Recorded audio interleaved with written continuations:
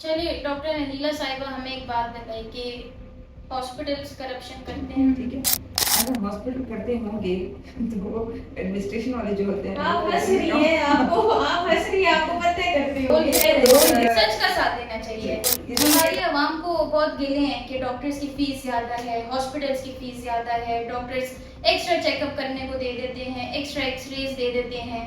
आपकी क्या राय है कि सच में हमारे डॉक्टर्स की या हमारे हॉस्पिटल्स की फीसें ज़्यादा हैं? मेडिसिन हैं वो एक क्वालिटी के मेडिकेशन होने चाहिए, ठीक है, और फिर उनकी जिंदगी में अच्छा होनी जी, चाहिए। फिर आपने बहुत से कोविड पेशेंट्स की जान बचाई, जिंदगियां बचाई, लेकिन एक टाइम आया कि कोविड आपको मौत के मुंह में ले गया। अस्सलाम वालेकुम, मैं हूं पलवशा बंगेश और आज प्यामी से डिजिटल पे हमारे साथ मौजूद है केपीके की बेस्ट टॉप और काबिल chest specialist doctor Anila Basit. अस्सलाम वालेकुम अनीला बासित डॉक्टर साहिबा, कैसी हैं आप? ठीक ठाक हैं? बिल्कुल खैरियत से हैं। अच्छा अनीला साहिबा, हमारी आवाम जानना चाह रही है कि who is Aneela Basit behind the coat beyond the hospital? I'm just a simple doctor. I'm married and I have a husband who is a lawyer and I have one daughter with a 5-year-old. And as I told you, I'm just a simple person. So I'm always there to help people. I'm working as an associate professor in the pulmonology unit of Reading Hospital. I'm the president of Pakistan Medical Association KP chapter and also have the responsibility of the General Secretary of Pakistan Chest Society KP chapter. Recently, we have made another society. It's a society of female physician. ये KP में बल्कि पाकिस्तान में first society of female physician बनी है, तो उसमें उसकी मैं वाइस प्रेसिडेंट भी हूँ। और इससे का मकसद ये है कि फीमेल्स की जो डॉक्टर्स हैं, जो कि फीमेल पेशेंट्स हैं, फीमेल के जो वर्कर्स हैं, उनसे रिलेटेड जो हेल्थ रिलेटेड इश्यूज हैं और जो वर्क रिलेटेड इश्यूज हैं, उसको होम और वर्क बैलेंस पे हम उसको कंटिन्यू करें और इसको हम एनकरेज करें। हमारे पास फील्ड ऑफ मेडिसिन बेतहाशा है, ठीक है, तो आपने क्यों सिर्फ चेस्ट स्पेशलाइजेशन का ही सोचा? क्यों नहीं आप और दूसरी टॉप फील्ड्स की तरफ गई मेडिसिन में? एक्चुअली जब मैंने हाउस जॉब किया, एमबीबीएस किया, तो फिर जैसे कि आजकल हर कोई परसू करता है अपने करियर स्पेशलाइजेशन में, तो मैंने ये सोचा कि कोई ऐसा करियर करना चाहिए जिसमें केपी में फीमेल्स ना हो। जब मैंने जब चूज़ किया पल्मोनोलॉजी में चेस्ट में स्पेशलाइज करना, तो उस वक्त फीमेल में केपी में कोई भी फीमेल जो थी वो चेस्ट में नहीं थी। तो मैंने रियलाइज़ किया कि एक फीमेल भी होनी चाहिए चेस्ट स्पेशलाइजेशन, क्योंकि ज़्यादातर मेल डोमिनेटेड चेस्ट में है। फिर जैसे कि आपको मालूम है कि पेशेंट्स होते हैं हमारे टीबी के होते हैं, दमा के होते हैं, इनमें एक सोशल स्टिग्मा भी होता है, दे डोंट टॉक ओपनली, तो वो उतना बोल नहीं सकते। तो बीइंग अ फीमेल मैंने ये रियलाइज़ किया कि इस तरह पेशेंट्स का बोलना और पेशेंट का हमारे साथ ज़्यादा वो खुल के बोलना और उनके मसलों का हम ज़्यादा समझ सकते हैं। इसके अलावा बीइंग अ फीमेल मैं ये भी अपनी प्रैक्टिस में रियलाइज़ करती हूँ, जो कि मुझे अभी ज़्यादा हुआ कि जो मेल होते हैं, जो एल्डरली मेल होते हैं स्पेशली, जो मैच्योर हो जाते हैं, वो ये समझते हैं कि फीमेल ज़्यादा ख्याल रखती हैं, थोड़ा सा उनको उन्हें एहसास का वैल्यू ज़्यादा होती है, तो वो लोग भी चाहते हैं कि फीमेल के साथ उनकी एक से इलाज करें। हमारी आवाम को बहुत गिले हैं कि डॉक्टर्स की फीस ज़्यादा है, हॉस्पिटल्स की फीस ज़्यादा है, डॉक्टर्स एक्स्ट्रा चेकअप करने को दे देते हैं, एक्स्ट्रा एक्सरेज दे देते हैं। आपकी क्या राय है कि सच में हमारे डॉक्टर्स की या हमारे हॉस्पिटल्स की फीसें ज़्यादा हैं? आपने एक बहुत अच्छा क्वेश्चन किया और इसी प्रोग्राम के यहाँ पे आपने जो ये बात पूछी है, इसका जो मिसकंसेप्शन है मैं ये भी क्लियर करना चाहूँगी। जी जी। ऐसा है कि फीसें, अब तो आपको पता है कि महंगाई बहुत हो गई है। फीसें तो डॉक्टर्स ने केपी में आप देखें ऑल ओवर द प्रोविंस के मुकाबले में केपी में फीसें सबसे कम है। और हमारे यहाँ पे जो स्पेशली हम लोग के जो इधर हैं पेशावर में है, तो बहुत ही लोगों के लिहाज से कम है। अगर आप पंजाब में जाए तो वहाँ फीसेस 5,000 10,000 तक दे रहे हैं। यहाँ तो मैक्सिमम जो है 2,000 एक फीस है। उसमें भी ऐसा होता है कि सच नहीं है कि बस कोई आ गया तो मैंने बस कह दिया कि फीस है। जब हम खुद देखते हैं मेजॉरिटी ऑफ द डॉक्टर्स, मैं तो ये करती हूँ कि जब मैं खुद बंदे को देखती हूँ, उसके गुर्बत के हालात को, उसके हालात को, तो मैं तो बहुत सारे पेशेंट्स को फीस रिटर्न करती हूँ, किसी को हाफ कर देती हूँ। इसके अलावा लोगों का ये बहुत गलत मिसकंसेप्शन है, जो अच्छा एक कह दिया, लोगों का ये ख्याल है कि डॉक्टर कसाब बैठे हुए, भाई मरीज जब आता है ना तो उसको जो इन्वेस्टिगेशन की ज़रूरत होती है वो इलाज के लिए आता है। बगैर इन्वेस्टिगेशन के तो बहुत सारी चीज़ें हम नहीं देख सकते। अगर मैं किसी पेशेंट का टेस्ट नहीं करूँगी, मुझे कैसे पता चलेगा उसमें इन्फेक्शन है कि नहीं, उसका एचबी कितना कम है, उसको शुगर है या नहीं?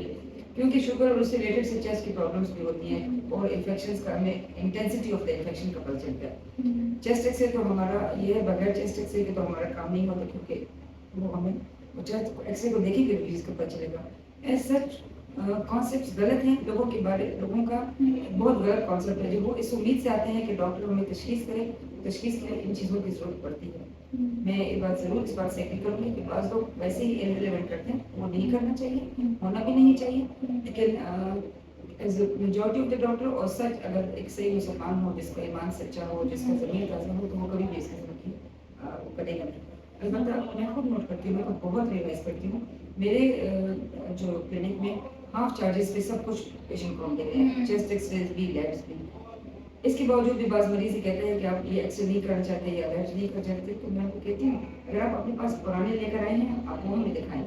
नहीं है, तो करना तो ज़रूरी है, क्योंकि हम चीज़ मिस करेंगे, फिर आप कहेंगे डॉक्टर ने हमारी तशख़ीस सही नहीं की।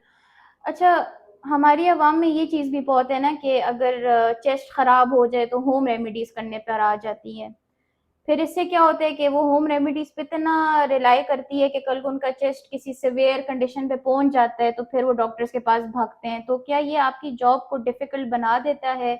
आपकी पोज़ीशन को उस टाइम हैंडल करना कि पेशेंट को अब ये तो इतने खतरे के उस पे आ गया है, जी। आपकी पोज़ीशन क्या उस टाइम होती है?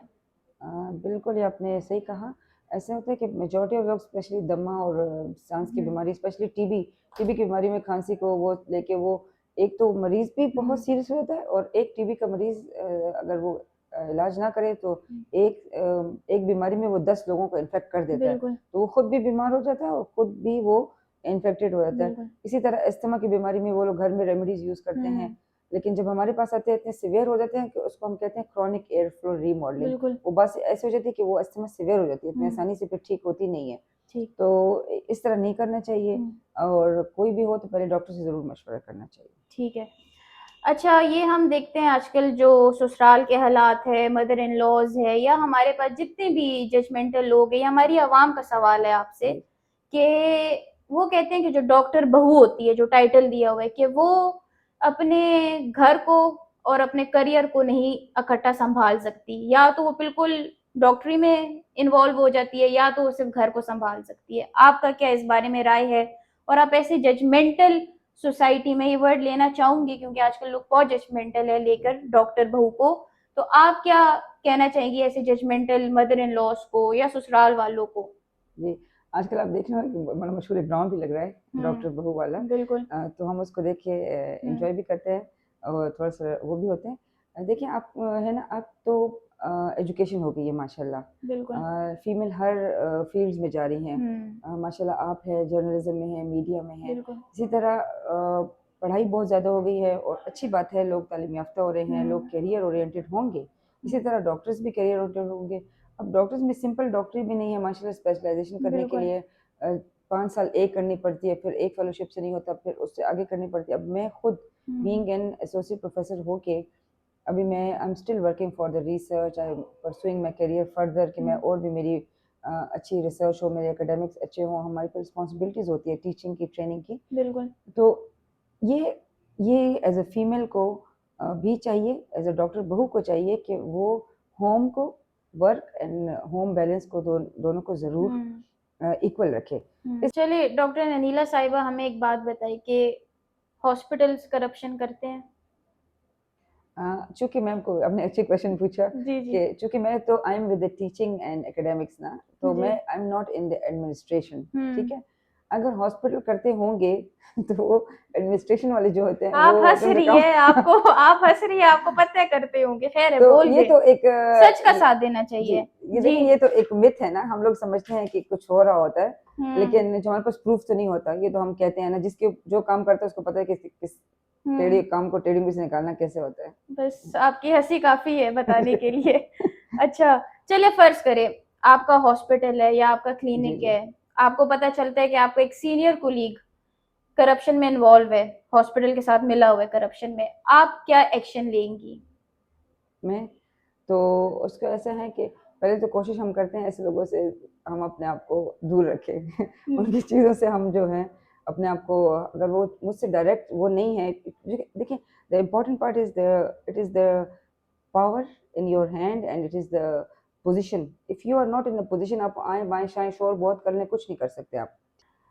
चले, आपने इससे पहले हमसे बात की कि अगर पावर होनी चाहिए उसके लिए कोई सीनियर अथॉरिटी होनी चाहिए।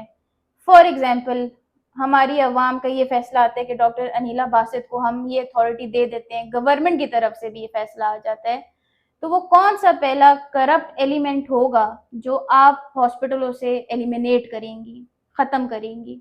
एक तो ये है कि इक्वलिटी पहले दूंगी, ठीक है, एक तो इक्वलिटी दूंगी। दूसरी ये है कि जो मेडिसिन हैं वो इक्वालिटी के मेडिकेशंस होने चाहिए, ठीक है, और फेवरेटिज्म नहीं होनी चाहिए। फेवरेटिज्म के साथ सारे मसले हो जाते हैं, मैंने तो ठीक ये है। नोट किया है। सबसे पहले तो, और मैं equal and dignity of power और dignity of work, equal distribution of work, जो जिसका जो काम है वो उस पे वो करना चाहिए। अगर ये काम हर एक अपने अपना करने लगे और ठीक जगह पे करने लगे, और जो स्पेशली सीनियर्स को सीनियरिटी पे कंसिडर करके सीनियर का वो करना चाहिए, तो मेरे ख्याल में सारे मसले हल हो जाएंगे। ठीक है, सही है। डॉक्टर अनीला साहिबा, आपने बहुत से कोविड के पेशेंट्स को बचाया, नई जिंदगी दी, लेकिन जब आपको कोविड हुआ तो कोविड आपको मौत के मुंह ले गया। आपने बड़े एक मज़ेदार बात की है कि मौत के मुंह से गिरे भी, लेकिन फिर आप सबकी दुआओं से और मरीजों की दुआ से जी। मौत के मुंह से निकले भी। जी। तो ये ऐसा था कि जब कोविड का पेंडेमिक था, बहुत ज़्यादा कोविड, आपको पता है, बहुत सब लोगों को लगा हुआ था, और लीडिंग हॉस्पिटल ने बहुत ज़्यादा कोविड में बहुत काम किया था, बहुत पेशेंट को सपोर्ट किया। और we as a pulmonologist and chest specialist, हमने कोविड के मरीज़ों का बहुत इलाज किया, और बहुत सीरियस मरीज़ों का हम इलाज करते थे, बिल्कुल। और स्ट्रिक्ट हमारी ड्यूटियाँ होती थी, रेगुलरली होती थी। इसी असना में जब कोविड की ड्यूटियाँ करते करते, और ऊपर से आपको शायद मालूम होगा कि नहीं कि मेरे पहले औलाद नहीं थी, तो अल्लाह ने 10 साल बाद मुझे एक खुशखबरी सुनाई थी। किसी दौरान में मेरी प्रेगनेंसी हो गई, और ये कोविड ही का टाइम था, और इसी दौरान में मैं ड्यूटियाँ भी करती रही। तो जब 8th मंथ था तो मुझे सीवियर कोविड हो गया था। और जब कोविड हुआ तो जैसे कि हम तो ऑलरेडी मरीज़ों का भी इलाज करते थे, हम डॉक्टर्स और फ्रेंड्स और कोलीग्स करते थे, तो पहले मैंने घर में इलाज किया, और उन्होंने हमारा घर में किया। जब एक टाइम पे ऐसे सीवियर हो गया कि बस डॉक्टर ने कहा you have to come to the hospital, और डिस्पाइट द फैक्ट कि मैं नहीं चाहती थी कि मैं अब जाऊँ हॉस्पिटल। और जब उस वक्त मुझे वो हुआ, मुझे याद है वो दिन जब मेरे हस्बैंड वो रिपोर्ट लेकर आए और जब मुझे कोविड था, तो उसी वक्त मेरा बिल्कुल, मतलब आई लॉस्ट माय, वो मेरा हौसला ही ख़त्म हो गया था। बस आई थॉट कि I am not going to survive. Anyhow जब फिर बहुत सीवियर थी, तो जब मैं आईसीयू में गई, आईसीयू में फिर बहुत पूरा हॉस्पिटल भी परेशान, लोग भी परेशान। और फिर हमारी गायनेकोलॉजिस्ट डॉक्टर थी माशाल्लाह, doctor Wajiya Saeed, she is very good and talented. तो उन्होंने फिर बहुत स्पेशल इसका ख्याल भी किया। फिर उन्होंने ये रियलाइज़ किया कि आपका तो ऑक्सीजन बहुत कम हो रहा है, और इससे बच्चे को भी ऑक्सीजन बहुत कम होगा, तो इमरजेंसी में ऑपरेशन करना पड़ेगा। बिल्कुल। तो रात को 2 के 3 बजे का टाइम था, और I was rush to the from the ICU via the ambulance to the operation theatre. और जब मेरी ये सर्जरी हो गई है सिजेरियन, तो मुझे वापस जब आईसीयू में लाए, तो I was getting worse and oxygen बहुत ज़्यादा ख़राब हो रही थी। कुछ दिन उन्होंने ट्रीटमेंट पे ऐसे दिया, फिर उन्होंने कहा कि सीपैप रखेंगे। सीपैप मैं टॉलरेट भी नहीं कर पा रही थी, खैर सीपैप भी लगाया। वेंटिलेटर पे भी फिर आप चली फिर गई? जब सीपैप भी नहीं हुआ, तो उन्होंने कहा कि अब ये मुझे फिर एक टाइम पे ऐसे हुआ कि फिट्स आ गए, जी। यानी कि वो झटके आ गए थे और ऑक्सीजन बहुत कम थी। बिल्कुल। तो दैट वाज वेरी, मैं तो चूँकि नहीं थी, अब तो मैं जब अपने फैमिली और फ्रेंड्स से सुनती हूँ, मुझे तो उस वक्त समझ नहीं आ रही थी। तो doctor had no choice but to put me on vent. एक टाइम उसमें ऐसा भी आया जब मैं वेंट पे थी कि उन्होंने कहा कि आपका इनको ब्रेन हेमरेज हुआ है, या इनको कुछ कि शी में नॉट सर्वाइव, तो इनको सीटी स्कैन की ज़रूरत है। तो उस वक्त सीटी स्कैन करना भी एक बहुत मुश्किल काम रिस्क था, था।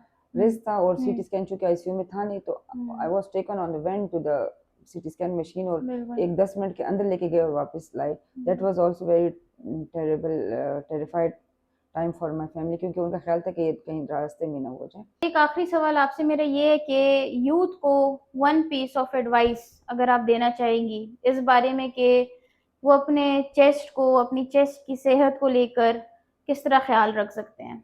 थैंक यू वेरी मच, ये तो आपने बहुत अच्छा और बहुत मैं कहूँगी कि बहुत ज़बरदस्त क्वेश्चन पूछा, जी। जो कि हमारी फील्ड से ताल्लुक़ है, जो कि हमारा काम ही है।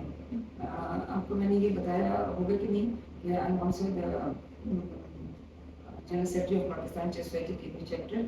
तो हमारे पाकिस्तान चेस सोसाइटी का ये एम नहीं है कि हम नो टोबैको डे और ये डेज वो करते हैं, कमेमोरेट करते हैं।